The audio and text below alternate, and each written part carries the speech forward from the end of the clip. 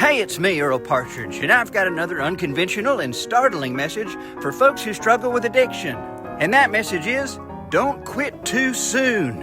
Whatever the particular substance or activity you're addicted to is, as maladaptive as it may be, that's your form of self-care. That's how you soothe yourself, right? That's how you regulate your dysregulated nervous system. Now, that dysregulation in your nervous system and body is the direct result of burying and repressing emotions in your childhood. But most folks don't know this, it being a relatively new discovery. So they started calling nervous system dysregulation and suffering normal, right? Some even call it the human condition. But hear me out, it's just the repression of buried emotions in the body, right? Let's call it what it is. That's been the whole problem with the current mental health system. They call it 10,000 different things. Because of the massive misunderstandings people have about the topic of addiction, like one, it's a moral issue, which it's not at all, it's just about buried repressed emotions, and two, that people have choice over it, which they don't at all. When buried repressed emotions stay buried and repressed, they run the show, right? You lose the power of choice. Addicts over their drugs, and human beings over their suffering. Because of all that, with all the best intentions, a model of addiction recovery got developed that actually hides the ball, right? Which means it leaves out the fact that buried repressed emotions are the root of the problem. And instead focuses on having people stop the temporary solution to their problems, which of course is using substances or activities, right? It would be like going back to the doctor who had prescribed you painkillers for the horrendous headaches you'd been having, but neither you nor he knew that these headaches were the result of an excisable tumor.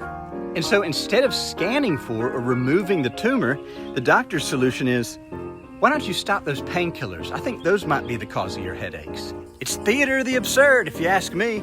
And this is why I say, don't quit too soon.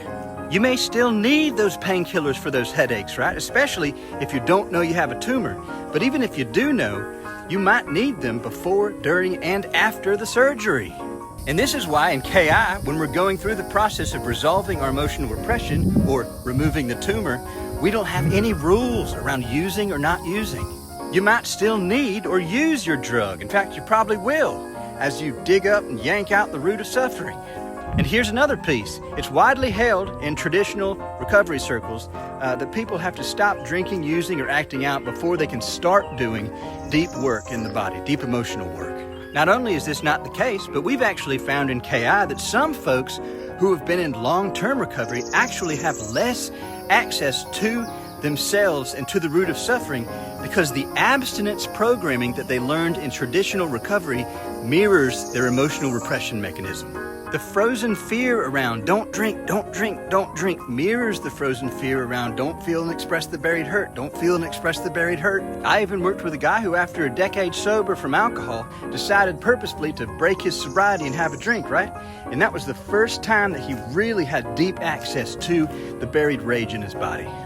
Now, this is not about encouraging people to go drink, use, or act out, and it's not encouraging people to stop. This is an invitation to recognize what's really happening to you if you're struggling with addiction, and its context around what we do to resolve it in the Killaby inquiries.